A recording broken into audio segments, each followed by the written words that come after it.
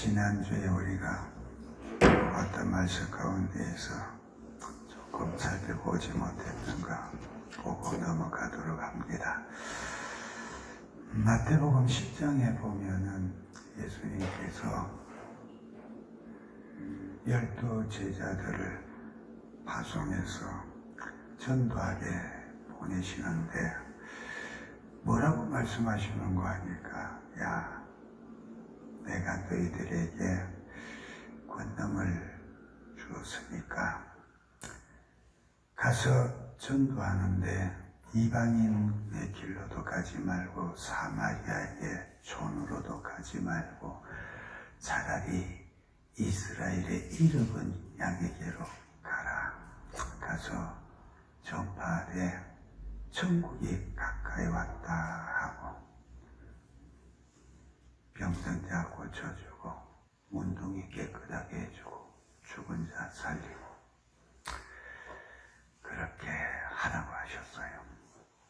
근데 거기에는 분명히 이스라엘 백성들에게 가서 복음을 전파하라. 그 복음이 뭐냐? 하나님 나라가 가까이 왔다. 회개해라. 하나님 나라가 가까이 왔다.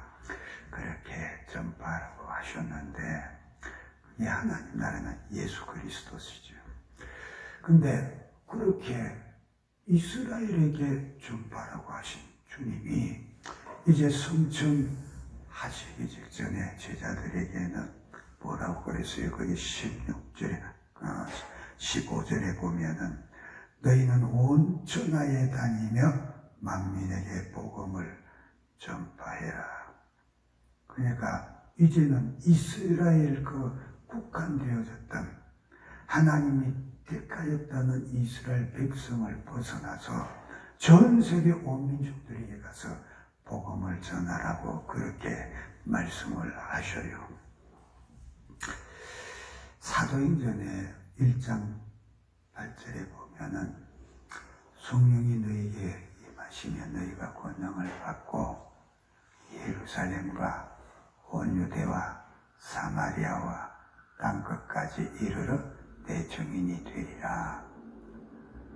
거기에 성천하시기 직전에 이 말씀의 의미를 사도행전에서 그렇게 명확하게 해주지요. 땅끝까지 이르러 모든 민족들에게 복음을 전하라. 마태복음에서 보면은 온 천하에 다니면서 복음을 전파해라. 그렇게 말씀을 하셔요. 그러니까 이렇게 복음을 전하라고 하시는 대상이 달라졌다. 이 땅에 육신으로 계시며 공생일을 하실 때에는 제자들을 보내서 이스라엘에게 가서 복음을 전하라고 하셨다. 왜 그랬냐? 이스라엘이 하나님께서 택한 백성이요. 신구약에 보면은 모든 이방들에 대하여서 하나님과 사이에 세우신 제사장 나라라고 그랬는데 이 제사장의 나라로서의 역할을 전혀 못했으니까 먼저 너희들부터 바로 써야 된다. 그래서 오신 예수께서 하나님 나라의 복음을 전파하시면서 빨리 회개해라. 그리고 복음을 받아라. 나다. 너희들이 나 믿잖아. 너희들이 나 안 받아들이잖아. 왜 안 받아들이냐? 하나님 말씀을 무시해서 구약에 전부 다 예수 그리스도를 증거하고 말씀하고 있는데 그 예수 그리스도가 오셨는데도 불구하고 말씀을 안 믿으니까 안 받아들인다. 믿지를 않는다는 거예요. 그러니 너희들의 불신앙을 빨리 회개하고 나를 영접하라는 거예요. 그러니까 요한복음 1장에 보면은 빛 되신 예수, 생명 되신 예수께서 자기 백성에게 오셨으나 자기 백성이 영접지 아니하더니 그랬지요. 영접지 아니하는 완악한 그 백성들을 향해서 회개하라. 천국이 가까이 왔다. 주님이 가까이 오셨다. 왜 주님이 오신 것이 천국입니까? 주님이 누구요? 하나님이시잖아. 하나님 계신 곳이 어디요? 천국이잖아. 그러니 주님이 계신 곳이 천국이다. 주님과 함께하면 그는 천국에 임한 것이 체험되어진다. 그래서 그렇게 빨리 이스라엘 백성들로 예수를 영접하고 정말로 복음의 확산을 이루어가는 시가 되기를 바랬지만 끝까지 그들은 예수를 저버렸죠. 그러니 이제는 온 인류의 대속 제물로 피 흘려 죽어주시고 다시 사신 예수께서 마지막 성천하시면서 그가 하실 일을 제자들에게 위임하고 올라가시는 겁니다. 그게 뭐냐? 전 세계에 다니면서 모든 민족들에게 복음을 전파하라. 왜? 하나님은 온 인류의 하나님이시니까. 온 인류를 구원하기를 원하시니까. 유대인만 죄 때문에 죽는 게 아니고 온 인류가 다 함께 죄 때문에 죽고 영원한 지옥의 멸망으로 끌려가고 있다. 하나님은 그들까지도 구원하시기를 원하시니 이것을 명확하게 보여주신 사건이 뭐냐? 요나의 사건이잖아요.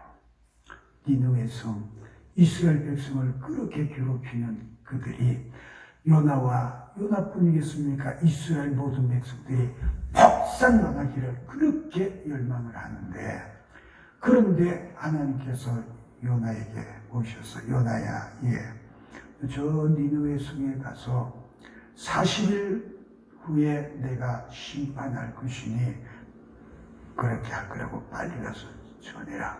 왜 전하라는 겁니까? 그날 심판해버리면 될 텐데 왜 요나 보고 전하라고 합니까? 전하면은 그들이 듣고 회개하라고 기회를 주겠다 그 뜻이죠. 요나도 버뜩 알아들었어요. 알아들으니까 싫어가지고 다시스로 하나님 피해서 도망가겠다고. 도망가보니 하나님 손바닥이지. 왜? 자기 땅에는 이스라엘의 하나님이시니 여호와는 여기에서만 계실 것이다 생각하고 땅끝 다시스로 도망가면 그냥 안 오실 걸로 생각했는데 하나님은 어디든지 계신다. 계시지 않으신 곳이 없다.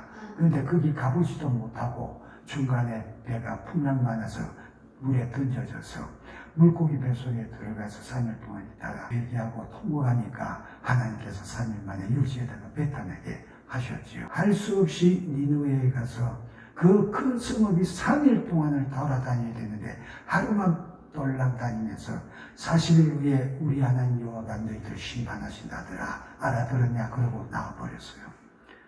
무슨 이야기 했는데도 그 말 듣고 전부 다 회개하죠. 제위에 앉아서 베옷을 입고 왕에서부터 종들까지 전부 다 회개하여 짐승들도 먹이를 안 주고 굶겨가면서 회개해요. 그것을 보고 하나님께서 그들을 구원하시잖아요. 지난 시간에 우리가 들은 대로 하나님께서 왜 그들을 구원하셨어요? 내가 생명 준 것들이잖아. 내가 지은 것들이잖아. 이놈아, 니는 네가 만들지도 않고 심지도 않고 수고도 않은 박눈구리 너 좀 하루 시원하게 했다고 그거 벌레 갉아먹어 죽으니까 그렇게 속이 상해서 나한테 항의를 하는데 네 가만히 봐라. 저 니네 성에 사람이 얼마며 짐승이 얼마나 많으냐. 그 전부 다 내가 창조하고 내가 생명 준 것들이다. 그러니 내가 아끼는 것이 얼마나 당연하냐. 그러니 이스라엘이 몇 명이요. 그런데 온 지구상에 인류가 몇 명이냐. 비교될 숫자가 아니다. 그러니 내가 어찌 이스라엘의 하나님만으로 너희들만을 구하기 위해서 내 생명을 주었으며 피를 흘렸겠느냐. 온 인류의 그 영혼들이 다 내가 아끼는 것이고 내가 귀하게 여기는 것들이니 그들을 위해서도 내 피를 흘린 것이다. 그러니 너희는 이 피값을 가서 전해줘라. 이 피의 복음을 전해줘라. 그렇게 말씀하시는 겁니다. 그 은혜로 오늘 저와 여러분이 구원받은 줄 믿으시기를 바랍니다. 아멘. 전하지 말라고 했으면 오늘 저와 여러분에게 복음이 왔겠냐 그 얘기예요. 없지요. 그런데 이제는 나가서 온 세계 만민에게 복음을 전파하라고 하셨으니까 그렇게 복음이 오늘 우리에게까지 이르러서 예수 믿어 구원받게 되어졌으니 주님의 은혜가 감사하다. 이 은혜를 무엇으로 보답하며 감사할 것이냐. 그런데 그 생각은 없잖아요. 그 생각은 없잖아요. 말이야 아이고 구원해 주시는 은혜 감사합니다. 근데 옆에서 들어봐도 너무 성의 없는 감사예요. 그냥 하는 소리. 옆에서 들어도 그렇게 들려지는데 주님 들으실 때 어떠시겠냐. 우리는 주님을 상대해서는 언제나 실되게 하시기를 바랍니다. 마음에 진심을 쏟아서 감사하고 충성하고 숨기고 믿음으로 사는 자 되기를 바랍니다. 가식은 안 통한다 그 얘기요. 우리가 너무 잘 알잖아요. 하나님은 중심을 보신다고. 우리의 마음의 소리까지 다 들으신다고. 그러니까 예수님도 함께 계실 때에 바리새인들이 서기관들이 마음으로 속삭여요. 참남하다.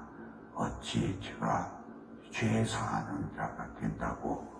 하나님만이 죄를 사하실 수 있는데 제가 무슨 권세가 있어서 죄를 사한다고 하냐. 마음속으로 그렇게 하는 말을 들으시고 그에게 말씀하셨다 그랬잖아요. 하나님은 우리가 마음속에 은밀하게 갖는 생각도 보고 아시고 마음속에서 하는 말도 다 들으시고 아신다. 하나님 앞에 숨길 수 있는 것은 아무도 없으니 하나님 앞에 어설프게 거짓하지 말고 변명하지 말고 핑계대지 말고 누구 탓하지 말고 솔직하게 진실되게 하나님 앞에 다 내어놓은 자 되어져라. 그래야 된다 그 얘기예요. 그래야 진실하신 하나님이 우리에게도 요구하시는 것은 진실하심이니 그렇게 진실함으로 나아간 자 되기를 바랍니다.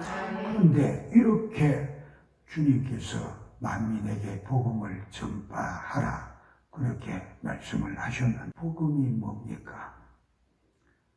주님이 말씀하시는 복음이 뭡니까? 예수님 자신이 복음이요. 왜? 우리가 인생들이 다 태어나면서부터 죄로 죽어 멸망하여 영원히 지옥 갈 수밖에 없는데 살 길이 없어요. 살 길이 없어. 하나님께서 분명하게 선포하시기를 죄의 삭은 사망이다. 씨값으로 하지 아니한 것은 죄사함이 없다. 그러면은 인생이 무엇 가지고 해결할 수 있겠냐? 뭐 돈으로 해결할 수 있냐? 무기로 해결할 수 있냐? 학문으로 해결할 수 있냐? 과학으로 해결할 수 있냐? 어느 것으로도 이 죄의 문제는 해결이 안 된다. 이것이 명확한 겁니다. 명확한 거예요. 자기 목숨으로만 해결될 수 있으니까 어떻게 해결하겠냐? 안 되는 거지요. 그런데 희소식이 생겼어요. 우리는 완전히 멸망할 수밖에 없다. 소망이 없다. 그런데 하나님으로부터 희소식이 왔어. 뭐야? 내 독생자 예수를 너희에게 보내서 죄 없는 그를 너희들 대신하여서 십자가의 죄값을 지고 죽게 하였으니 그 피를 믿기만 해라. 그 피 흘림이 네 죄를 대신해서 흘린 것이라는 것을 믿기만 해라. 받아들여라. 그러면 네 죄는 다 속한 것으로 인정해 줄게. 그래서 진의라고 그래요. 신학적인 용어로. 우리가 의로운 것이 아니라 하나님께서 의롭다고 칭해주신다. 의롭다고 생쳐주신다. 그 얘기예요. 의로운 것이 아닌데도 예수의 피 때문에 의롭다고 해줄게. 그 얘기죠. 그래서 우리가 예수의 피로 구원받을 길을 얻었다. 명기에 생명길이 있다. 그래서 예수님이 내가 길이요 진리요 생명이다. 이렇게 말씀하셨잖아요. 성경에서 그렇기 때문에 예수 외에는 우리에게 구원 얻을 만한 다른 이름을 주신 것이 없다고 그랬잖아요. 왜? 예수 이름의 뜻이 뭡니까? 이름을 예수라 하라. 이는 저가 저희 백성을 저희 죄에서 건져 구원할 자이시니라. 이름의 뜻이 그렇다. 그러니 그 이름 외에는 어느 이름이 우리를 구원하겠으며 인류를 구원하겠으며 죄의 문제를 해결해 주겠냐. 죄를 해결해 줄 수 있는 이름은 예수밖에 없다고 했으니 오직 그분밖에 없다. 그러니 예수 외에는 구원이 없는 거 맞아요. 앞으로 차별금지법이 제정되어진다면은 안 되기를 정말로 간절히 기도하지만은 만약에 그렇게 된다면 지금 제대로 된 기독교 국가 중에서 한국만 남았어요. 유럽도 다, 미국도 다, 호주도 다, 캐나다도 다 차별금지법 다 통과되고 다 시행되고 있어요. 그래서 동성애가 죄다 그러면 체포돼서 감옥 가요. 기독교에만 구원이 있다 그러면 왜 다른 종교를 비방하고 차별하냐? 그래서 불법이 돼요. 그런데 그래도 할 수 없어요. 하나님 법이 우선이니까. 저희들이 아무리 세상 법을 가지고 세상 권력을 가지고 그게 아니라고 차별하지 말라고 해도 하나님은 차별하셔요. 예수의 피가 있느냐 없느냐 그거 가지고 확실하게 차별하신다고. 내 인생이 사람은 한 번 죽는 것은 사람에게 정하신 것이요 그 후에는 심판이 있으리라. 그래서 죽고 난 뒤에 차별되어지는 천국과 지옥의 엄정한 차별은 어떻게 감당할 것이냐 그 얘기예요. 하나님의 심판대 앞에서 천국으로 지옥으로 확실하게 차별당할 때에 어떻게 하겠냐 그 얘기예요. 무슨 재주로? 우리는 그 영원한 차별을 받지 않기 위해서 이 땅에서 어떤 권력과 힘이 법이 우리를 차별 못하게 한다 할지라도 우리는 차별해야 돼요. 예수의 피 외에는 구원이 없고 예수의 이름 외에는 우리의 구원이 없다. 확실하게 해야 되지요. 그게 복음이요. 내가 구원받을 길이 없는 것이 하나님의 독생자 예수로 말미암아 구원받을 길이 열려졌다. 살 소망이 생겼다. 그 얘기죠. 보세요. 말기암이 되어져서 죽어가는 사람일수록 참 약하지요. 그저 살고 싶은 마음에 무슨 소리를 듣든지 뭐 좋다고 하면은 뻔히 아닌 것 같이 느껴 알면서도 혹시나 싶어서 돈 주고 사고 사기당하고 그래요. 사기당하고 그래요. 살고 싶으니까 아닌 것 같아도 아닌 줄 알아도 당해요. 살고 싶은 욕망이 그래요. 그런데 어찌하여서 자기 영혼이 죽어간다는 사실 앞에서 우리는 정말 진리의 말씀이 있는데도 그것에 온전히 몰입되지 못하고 세상의 헛된 소리에 그렇게 귀 기울이냐. 아니 세상에 어떤 약이 개발되어졌다. 이것은 틀림없이 이 병을 고치는 약이다. 그것이 발표되어지면은 거기에 소망을 가지고 전 재산 팔아서라도 어떻게든지 구해보려고 애를 쓰잖아요. 그런데 우리에게는 그냥 주겠다고 하는데도 왜 그렇게 구원의 복음의 진리에 대해서는 외면하고 있을까?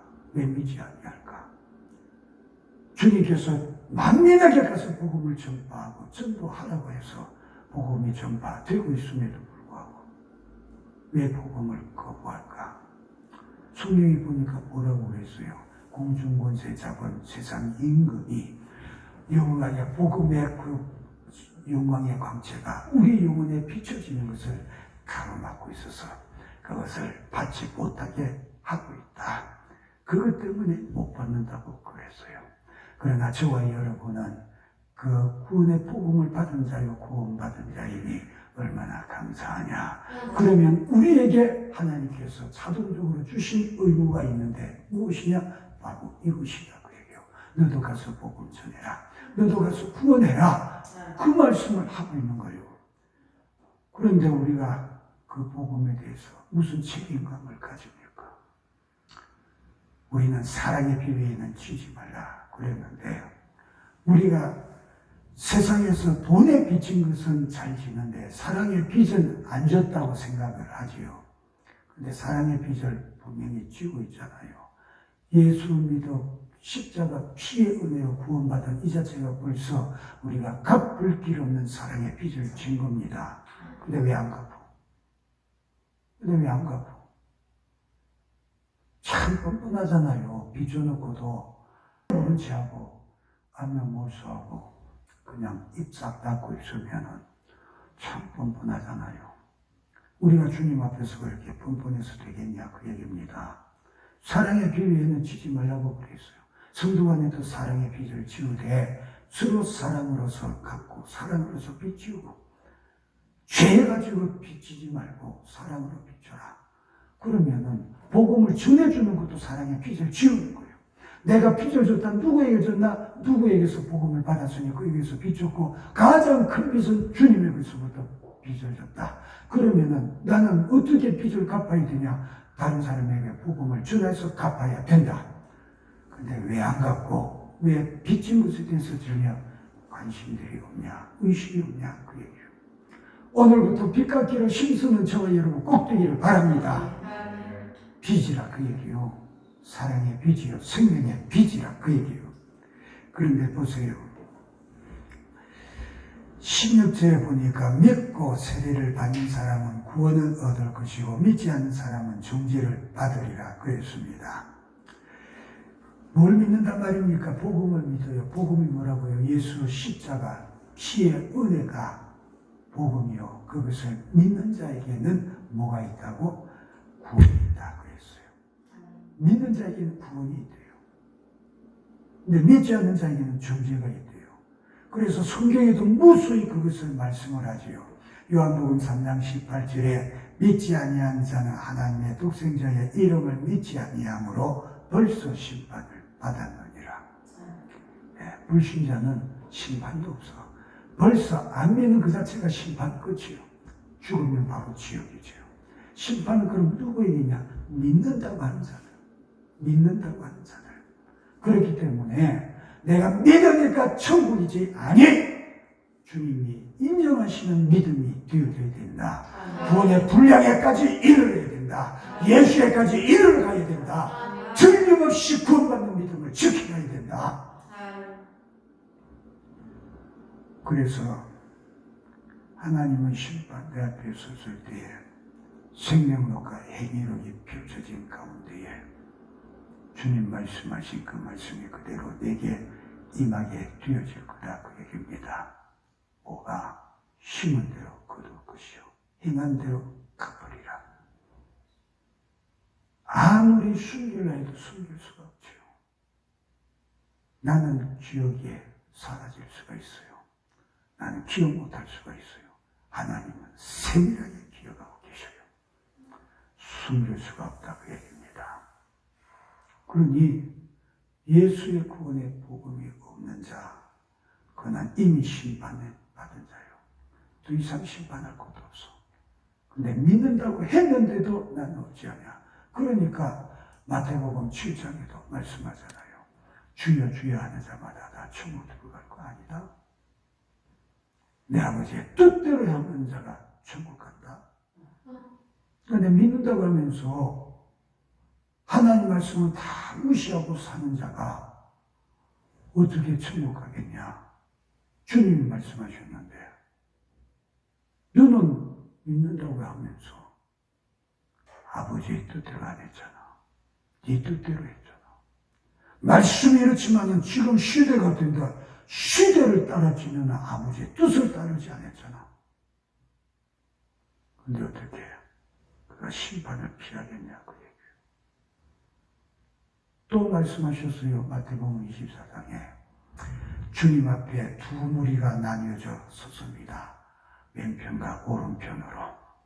근데 오른편에 있는 자들에게는 축복하고 너희들에게는 큰 상이 있겠다.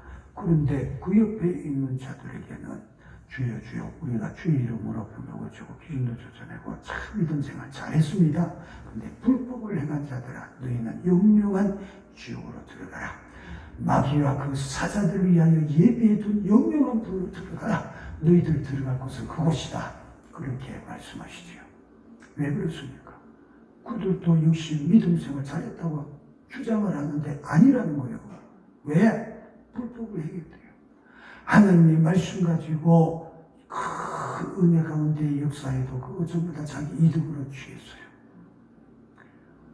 이제 하나님께서 우리에게 구원을 베푸시면서 내가 너 위해서 피를 주고 줄 테니 너는 나한테 얼마 줄래? 걱정하신 적이 언제 있어요? 야, 내가 너를 위해서 복을 줄 테니까 복 줄 때마다 한 건당 얼마 줄래? 우리한테 계약서 쓰자고 하신 적이 어디 있어요? 언제 우리에게 은혜를 베푸시면서 신령한 것을 주시면서 내가 이거 줄 테니까 얼마 내놓을래? 네 재산에서 몇 퍼센트 내놓을래? 그러신 적이 어디 있어요? 그런데 왜 예수 이름으로 나가서 설교했다고 돈 받고 봉사했다고 돈 받고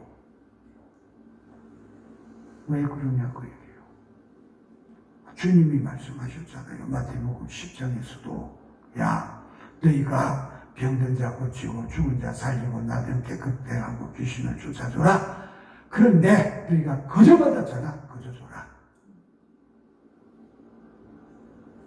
그랬어요.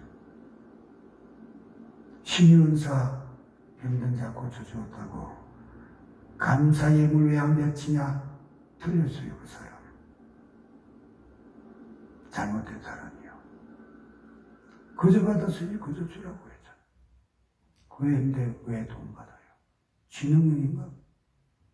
자기 능력인가?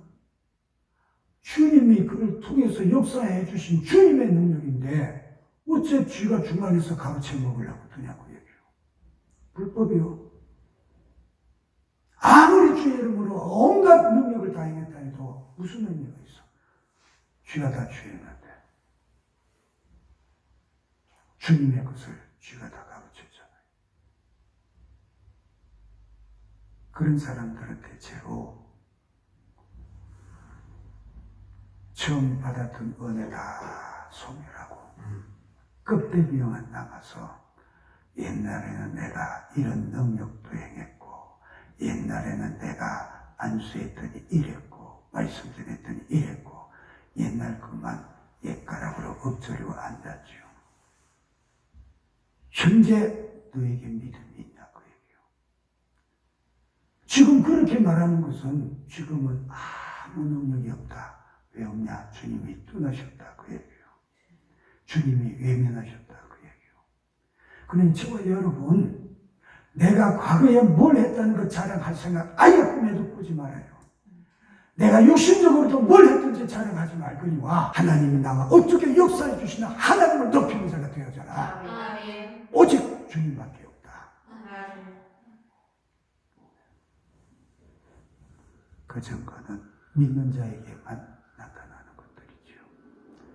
그 믿는 자는 구원을 얻는데요. 근데 믿지 않는 사람은 어떻게 되냐? 정죄받는다. 지옥 가는 거죠. 분명해요. 분명해요. 그래서 요한복음 3장 36절에도 아들을 믿는 자는 영생이 있고 아들을 순종치 않는 자는 하나님의 진노가 있다. 그렇게 말씀을 해요. 그러니까 구원이냐 하나님 앞에서 정죄받고 멸망이냐 믿음이 뭐냐 명확하게 한 가지만 얘기해요. 예수 믿냐 안 믿냐. 예수 믿냐 안 믿냐. 중간은 없어요. 중간은 없다니까. 그러니 적당하게 믿으면서 세상과도 화목하고 하나님과도 화목할 생각은 아예 버리세요. 세상과 조금이라도 화목하면 하나님과는 화목 못해. 그러니 양다리 걸쳐 생각하지 말라니까. 하나님은 명확하게 말씀하시고 있어요.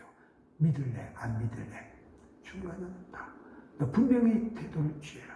그러니 뜨겁든지 차든지 양당간에 하나 해라. 미지근한 내에서 토하여 내쳐버리겠다. 용납 안 하겠다 그 얘기입니다. 근데 왜 미지근하게 살라고 그래요? 뭐 때문에 미지근하게 살라고 그래요? 세상에서도 적당히 즐겁게 좀 그렇게 누리면서 살고 천국도 가야 되겠고 그렇게 할 수 있으면 누군들 못하겠어요? 누군들 안 하겠어요? 그런데 그렇게 안 되니까 그게 용납이 안 되니까 우리가 공고한지라도 영원한 내 생명을 부여잡기 위해서 이 땅에서의 삶을 포기하고 사는 거잖아요. 육신의 향락과 즐거움을 포기하고 사는 거잖아요. 확실하게 말씀을 하고 있어요. 우리가 정말로 거룩하고 경건한 구원받는 믿음을 확실하게 가지고 있으면 그 사람은 반드시 마귀가 절대로 그냥 두지 않는다. 편안하게 그냥 두지 않는다. 반드시 건드린다. 반드시 핍박한다. 반드시 공고하게 한다. 반드시 힘들게 만든다. 반드시 그를 괴롭힌다. 그래서 주님도 말씀하셨어요. 야, 너희들이 나 믿으면 내 이름 때문에 너희를 핍박할 거다. 나 믿는 것 때문에 너희들을 핍박할 거다. 분명히 말씀하셨어요. 예수에게 속했다는 증거다 그 얘기입니다. 예수에게 속했다는 증거. 나에게 속하였기 때문에 세상이 너희를 미워한다. 나에게 속했기 때문에 소속이 분명하다 그 얘기죠. 그런데 세상이 핍박 안 한다? 그럼 내 소속은 어디냐? 두렵고 떨림으로 자기를 살펴야 돼요. 왜? 성경에 분명하게 말씀해요. 요한 1서 3장 8절에 죄를 짓는 자는 마귀에게 속하였나니. 지는 편이 있으니까 굳이 괴롭힐 이유가 없지.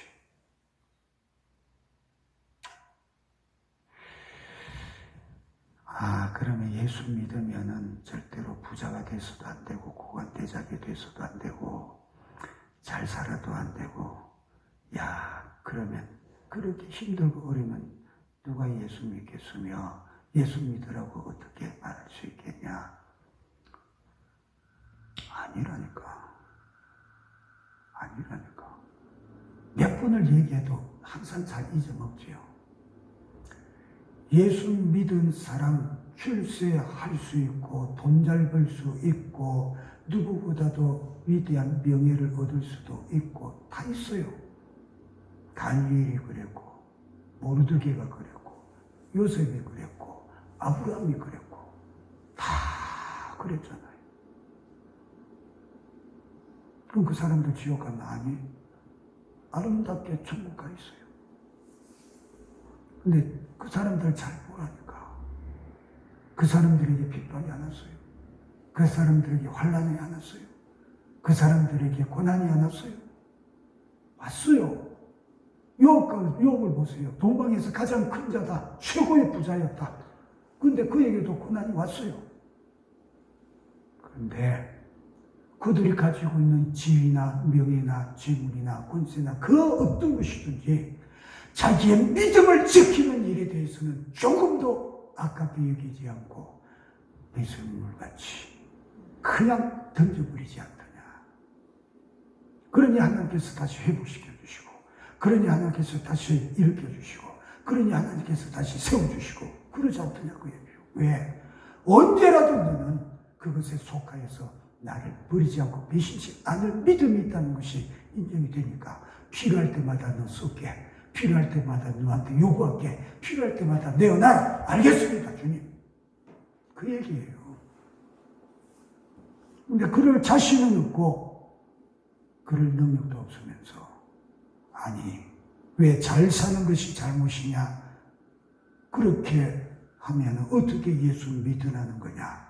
육신적인 정욕과 욕심에 가득하여서 그렇게 살다가 돈 벌고 예수 잘 믿을 목적이 뭐냐? 돈 잘 벌고 출세해서 잘 살아보려고 예수 믿겠다고 한 건데 그러려면 누가 믿겠냐? 애가 때려치워라. 그 사람은 욕심으로 가득 차 있으니까 용납이 안 된다 그 얘기죠. 주시니도 하나님이요 거두시니도 하나님이시니 어느 때든지 내게 요구하시면 드릴 수 있다. 왜 그 믿음을 못 가지느냐 그 얘기입니다. 그러니 마귀가 나를 물질로 시험하려고 해도 안 당하지.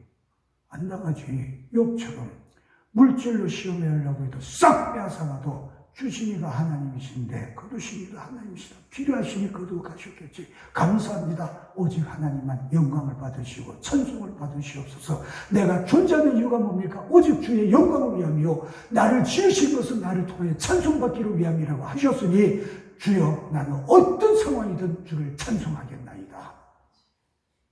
이것이 믿음이잖아요. 그 얘기예요. 이런 믿음을 가지라는 거예요.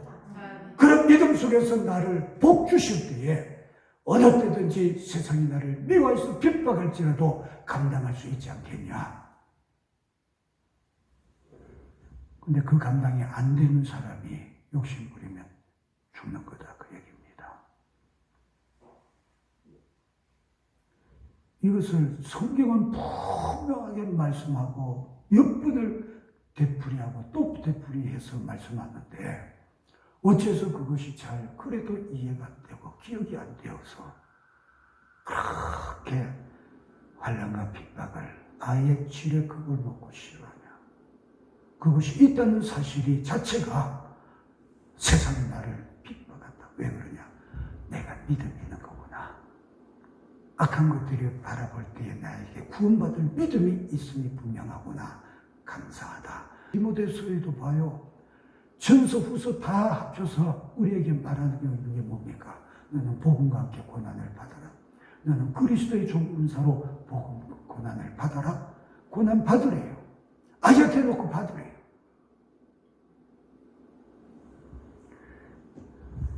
그것이 내가 영생을 얻을 믿음 있는 증거다. 그 얘기입니다. 그러니 여러분 제발 고난과 환난과 고통이 오는 것을 두려워하지 마시기를 바랍니다. 지극히 당연한 것으로 여기시는 자 되시기를 바랍니다. 그냥 거쳐가는 감기같이 여겨요. 영적인 감기같이. 어차피 그거 겪어야 되는 일들. 얼마나 감사한 일이냐 그 얘기죠. 이것을 아는 사람이니까 고난이 와도 환난이 와도 범사에 감사하라 하신 말씀 옳습니다. 감사합니다. 감사가 나올 거 아니에요. 누가 억지로 하랍니까? 안 되는 거 하랍니까?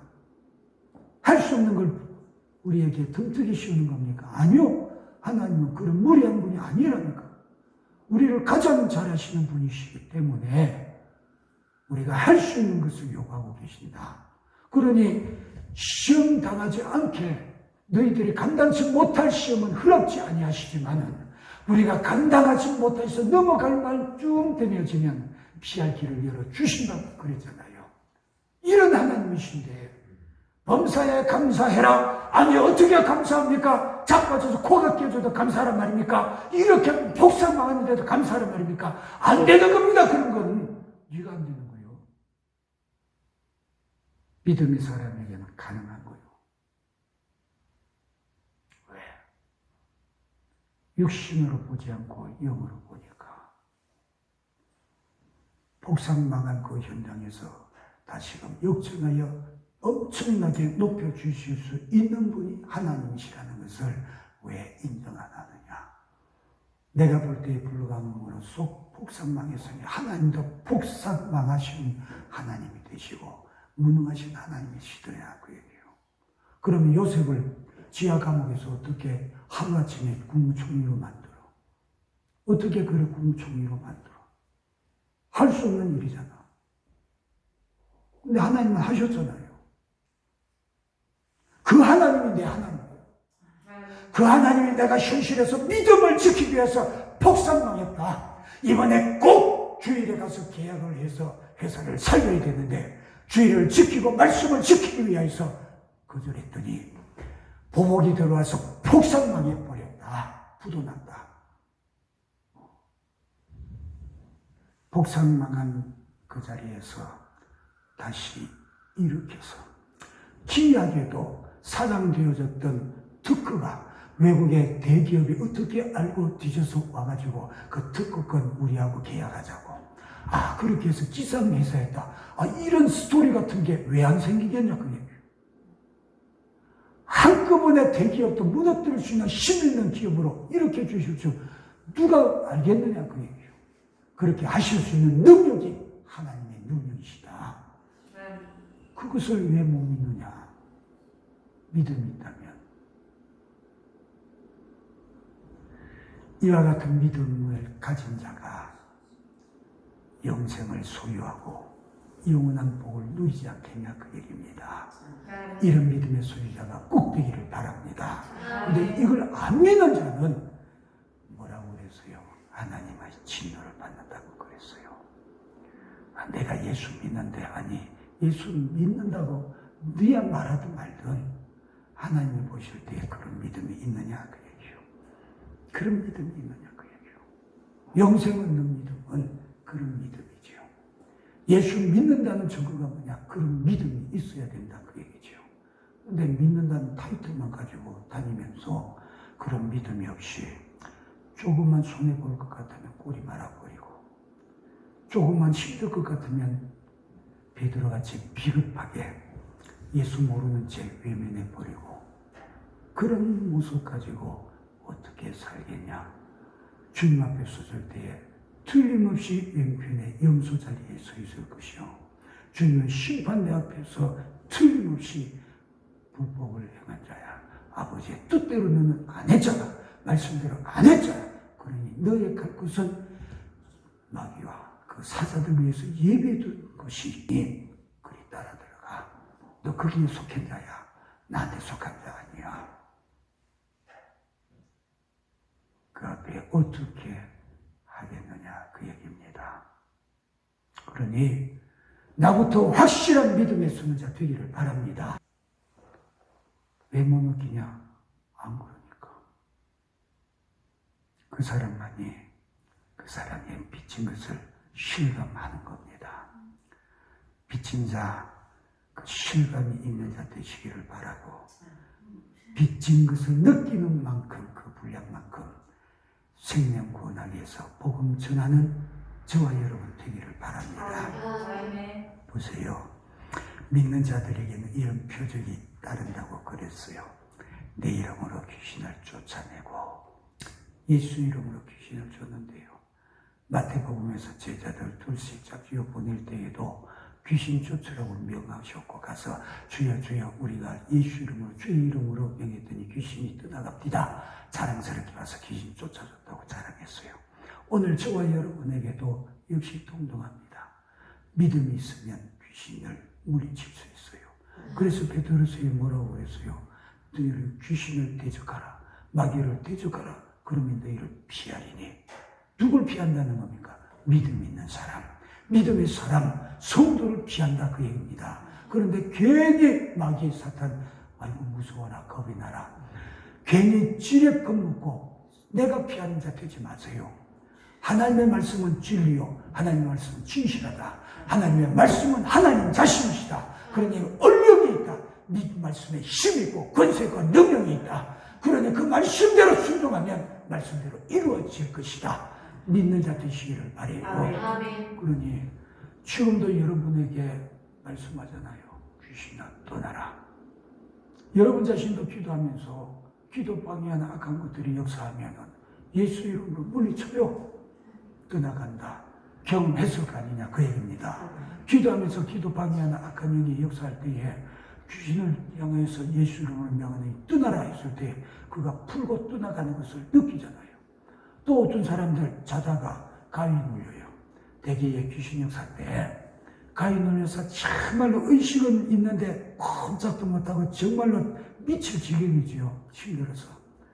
그럴 때 믿는 사람은 간단해요. 예수 이름으로 명하니 떠나라. 그 순간에 확 풀려버리죠. 그런 경험이 있으니까 믿는 자에게는 이런 표적이 있다. 그런데 귀신 들려 역사하는 사람에게도 역시 가서 예수 이름으로 귀신을 쫓아줘라. 믿음 없는 자는 오히려 그 귀신이 나한테 들려들 테지만 믿음이 있을 때에는 이기는 자가 된다. 또 뭐라고 그랬어요? 새 방언을 말하며 예수 믿는 자에게 나타나는 방언, 성령이 하게 하시는 방언, 영의 방언, 영의 말이지요. 하잖아요. 또 뱀을 집어올리며 무슨 독을 마실지라도 실제로 이거 있을까? 있어요. 사도행전에 보면은 28장에 보면은 바울이 멜리데 섬에 가서 추워서 모닥불을 피우는데 습을 하나 쥐어서 모닥불에 던져놓는 순간에 습에 숨어있던 독사가 나서 손가락을 물고 늘어졌어. 사람들이 그거 보고 저 사람 진짜 죄인인가 보다. 바다에서는 살았지만은 공의가 저를 죽게 한다고 이제 곧 쓰러져서 죽을 것이라고 빤히 쳐다보는데 끄떡도 안 해. 떨쳐가지고 뱀은 불구덩이에 던져놓고 끄떡도 안 해. 신인가 보다. 바뀌어가지고. 왜? 말씀이 이루어지는 거예요. 뱀을 집은들 물린들 소용없다. 실제로 제가 전도사 때에 시무했던 저 산골짜기 대가라고 하는 마을에 그게 황운사님이라고 계셨어요. 근데 그분이 예수 믿고 얼마나 은혜를 받았던지 그분이 말이 어릴 때 10대 초반부터 집에서 담배를 피워가 얼마나 골초가 되었는지 시집가는 날 저거 시집가서 담배 못 피우면 어쩌나 싶어서 부모님들이 그 옛날에 담배 이 엽초 잘라놓은 거 있잖아요. 그거 한 보따리 해가지고 베개 속에다 집어넣고 담뱃대 장주 그거 딱 닮아간 거 있거든요. 그거 베개 사이에 딱 끼워가지고 그렇게 해서 보낼 정도로. 그 시어른들도 못 말리는 거예요. 얼마나 골춘지. 일하다가도 힘 빠지면 담배 피워야 힘이 생겨. 그 정도였는데 그분이 예수 믿고 은혜 받는 그 순간에 담배 끊어졌어. 그러면 얼마나 예수를 잘 믿었는지. 그런데 한 번은 밭에서 사람들하고 일을 하는데 독침애가 나와가지고 손가락을 물었어. 아이고 큰일 났다. 빨리 가서 병원에 가라. 어쩌라 뭐 붙여라 어쩌라 하는데 그냥 태연하게 독침애 전해고 일하고 있었대요. 까딱도 없었대요. 독침애가 물었는데도. 왜? 말씀이 있잖아요. 무슨 독을 마실지라도 해를 받지 아니하며 아무리 독한 약을 먹어도 전혀 해를 안 받는데요. 어느 목사님 모친이 실제로 그랬대요. 자기 모친이 쥐약 핍박하는 남편이 안 되겠다. 나하고 이 약 쥐약 먹고 죽자. 같이 죽자. 그리고 딱 내놓은 거 그 쥐약 혼자서 다 마셔버렸대요. 근데 안 죽었대요. 근데 그 모습을 보았기 때문에 그 목사님이 말씀 그대로 이루어진다. 이 말씀 그대로 이루어진다. 이것은 하나님을 시험하기 위한 것이 아니고 하나님의 믿음을 증거하기 위한 것이었기 때문에 안 죽은 거예요. 근데 어떤 사람들은 이 말씀 가지고 하나님을 시험하는 자들도 있어요. 미국의 어떤 상당히 오래전인데 어떤 목사님이 자기 부목사들을 뽑는 면접 자리에서 독약을 담은 잔을 쭉 놔두고 말씀에 믿음이 있는 자에게는 무슨 독을 마실지라도 해를 받지 않는다고 했으니 너희들 믿음 있는가 봐야 되겠다. 마셔라 그랬어요. 마시고 죽었어요. 그래서 2급 살인죄로 잡혀 들어갔대요.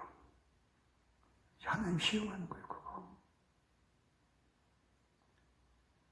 그러니 우연하게 믿음의 사람이 전혀 모르고 무심코 독을 마셨을 때는 해가 없죠.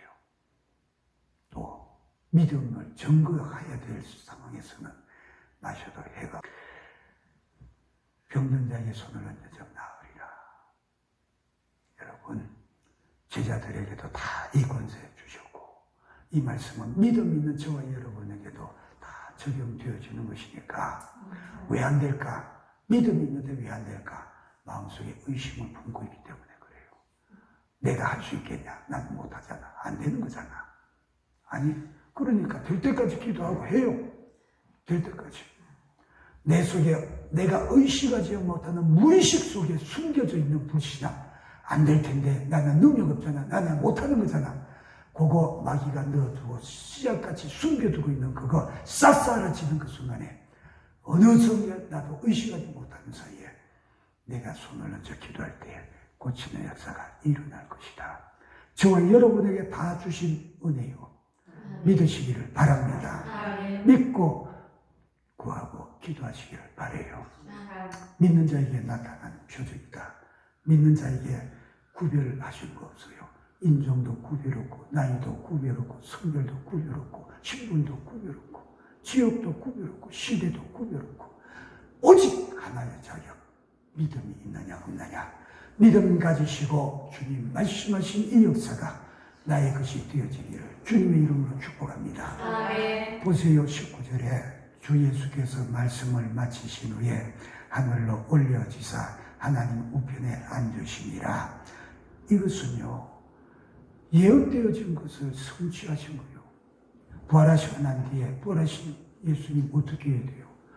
어떻게 처신하고 계셔야 되냐? 어떻게 처신하고? 간단하네요. 하나님께서 이미 다 말씀해 두셨네요. 시편 110편 1절에 여호와께서 내 주에게 말씀하시기를 내가 내 원수들로 내 발등상 되게 하기까지 너는 내 오른편에 앉아 있으라 하셨도다.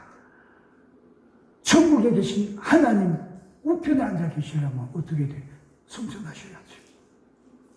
올라가셔야죠. 그러니 그 말씀대로 이루어진 것이다. 그래서 사도행전 1장 9절로 11절에 성춘하신 장면이 그대로 나오지요.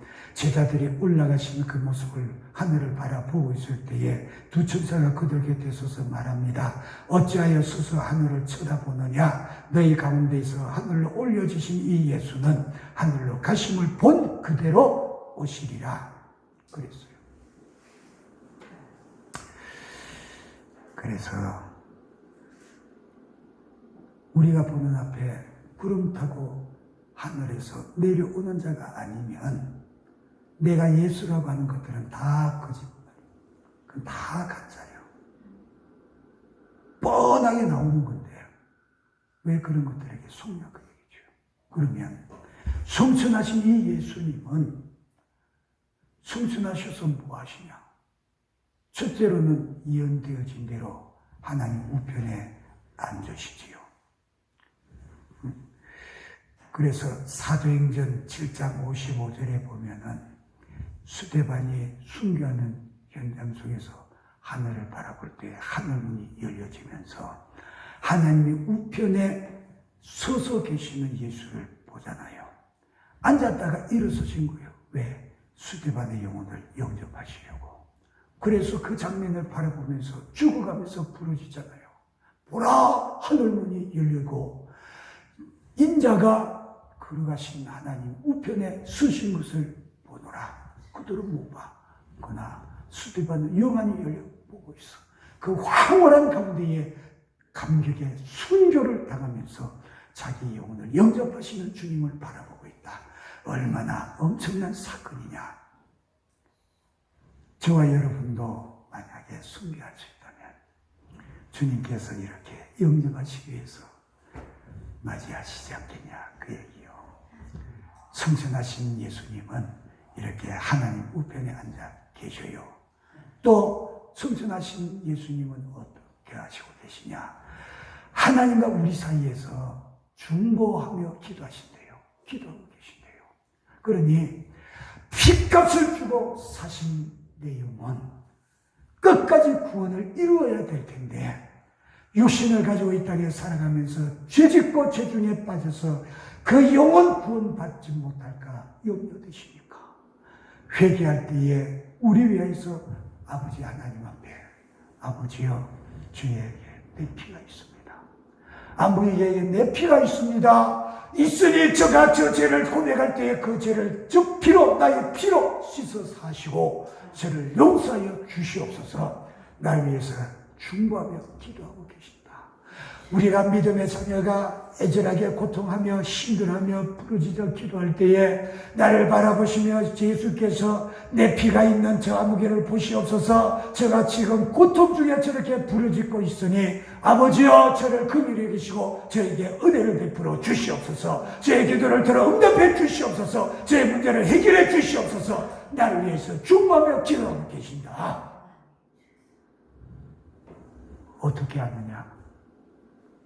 성경에 그렇게 하신다고 말씀하고 있어요.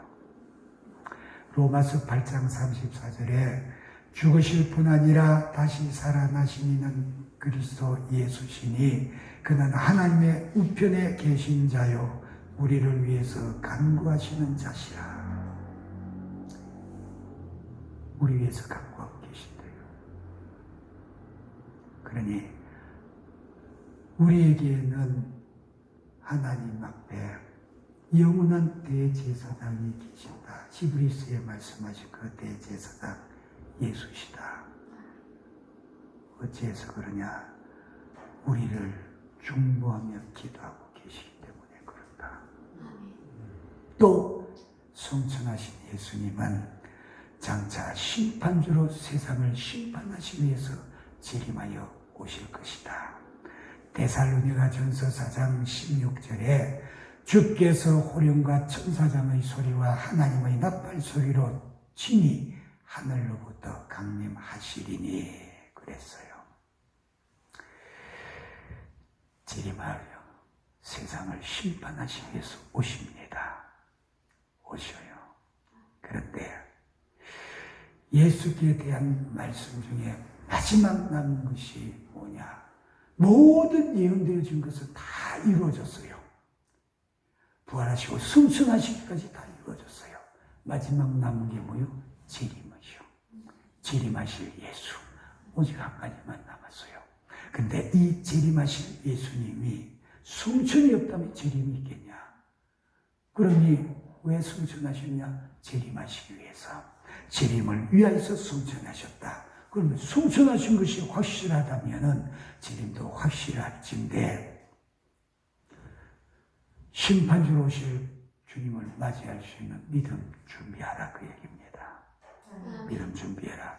데살로니가 전서 4장에 그날의 주 안에서 죽은 자가 먼저 일어나 공중에서 재림하시는 주님을 영접하게 되어질 것이고 그 다음에 그때 믿음으로 사는 우리들이니 우리들도 주님께 공중에서 불림받아 영접하게 되어질 것이다. 그걸 뭐라고 그래요? 휴거. 그걸 휴거라고 그래요. 그러니 휴거의 장면에 대해서 복음서에 말씀하고 있잖아요. 두 사람이 맷돌을 갈다가 한 사람은 들려갈 것이요 한 사람은 남겨질 것이다. 소름 끼치는 말씀이요. 내가 믿는다고 하는데 문득 보니까 옆에 같이 일하던 사람이 안 보여. 아무개 집사가 왜 안 보여? 그 순간에 하늘에서 천사단의 나팔 소리가 울려 퍼진다.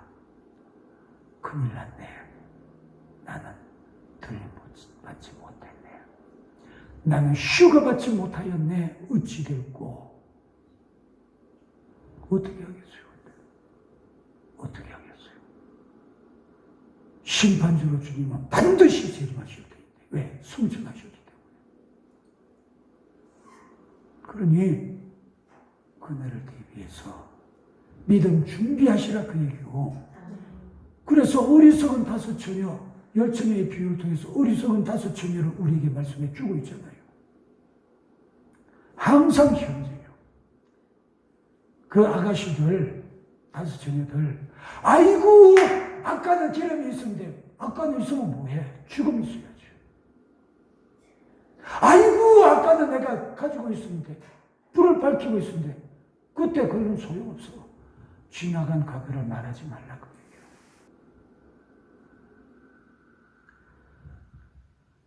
우리가 믿음 준비하지 않고 있으면 안 된다.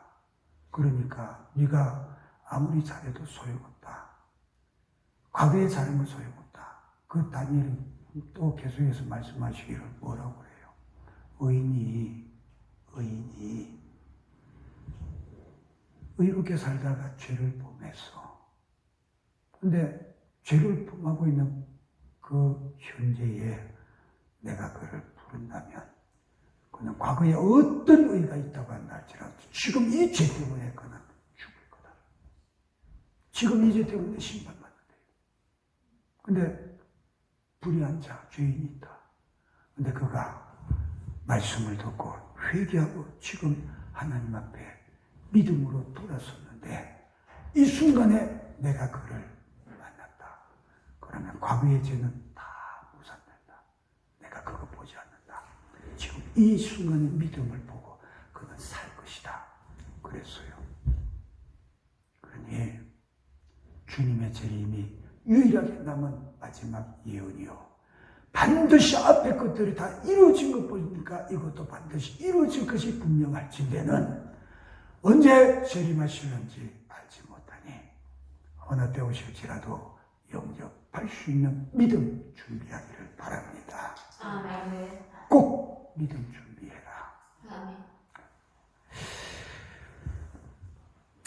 20절에 제자들이 나가 두루 전파할새 주께서 함께 역사하사 그 따르는 표적으로 말씀을 확실히 증언하시니라 그랬어요.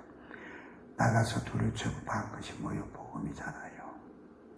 그 복음을 전파할 때에 주님이 같이 함께 하셨대요. 어떻게? 성령으로 우리와 함께 하시고요. 그리고 간마다 함께 하시면서 역사하셨대요. 무엇으로? 따르는 표적으로. 그래서 말씀을 증언해 주셨대요. 이게 무슨 말이냐? 사도 바울이 그래서 고린도서에 보면은 야 내가 너희들에게 가서 복음을 전파할 때 십자가의 도를 전할 때에 사람의 공교한 말로 지혜로 지식으로 한 게 아니고 하나님의 능력으로 하지 않느냐. 하나님의 능력으로. 그러니 귀신을 쫓고 병든 자 고쳐주고 이적의 역사를 통해서 전하는 십자가의 복음이 사람의 말이 아니고 사람이 지어낸 것이 아니고 하나님의 말씀이요 하나님의 역사요 하나님의 진리요 하나님의 능력인 것을 확실하게 증거해 주었다. 사람이 할 수 없는 그 역사로 확실히 증거해 줬다. 그 얘기예요. 그러니 뭡니까? 하나님께서 믿는 자에게 주시는 이 모든 능력은 무엇 때문이냐? 나에게 이런 능력이 있다고 나를 자랑하기 위함이 아니요.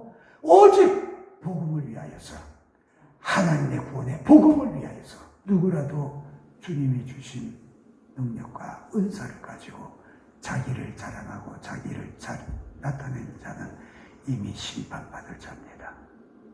그것을 비밀로 해서 돈 받는 자도 심판받을 자입니다. 여기에 분명히 보세요. 함께 역사하사 그 따르는 표적이라고 그랬어요. 그러면 앞서는 것은 뭐예요? 구원의 복음입니다. 진리의 복음입니다. 그러니 그 어떤 것도 이적이 구원하는 게 아니에요. 복음이요. 십자가 피의 복음이요. 그 복음이 구원하는 것이지 표적이 아니요. 표적은 그 뒤를 따라가는 것이죠. 따라서 나타나는 것들이요. 복음을 온전케 해주고 증거해 주기 위해서 그렇게 나타나는 것이죠. 그러니 우리는 복음을 앞세워 나가고 표적은 나와 함께 하시는 주님께서 뒤따르며 그 복음을 확실하게 증거해 주시는 역사다. 그러니 나에게 주신 능력과 은사가 내게 나타난다 할지라도 그것으로 교만하지 말라 그 얘기입니다. 감사하며 복음을 전할 때에 그것을 위해서 확실히 사용하는 자가 되라 그 얘기지요. 그래 하나님이 내게 주시는 모든 은혜는 무엇을 위해서 써야 되냐? 구원의 복음을 위하여서 써야 된다. 그것을 위하여서 예수님 오셨고 그것을 위하여서 죽으셨고 그것을 위하여서 성천하시면서 우리에게 복음을 전하라고 명하셨으니 이 명령 앞에 충실할 수 있는 저와 여러분 되어지기를 주님의 이름으로 축복합니다.